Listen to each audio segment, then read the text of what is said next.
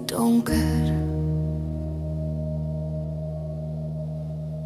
Tussen vlam en vonke.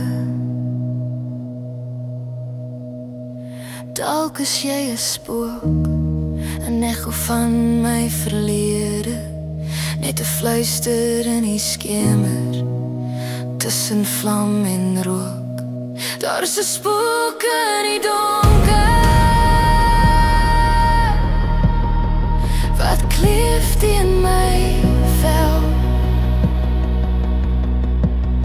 Daar is 'n spook in die donker,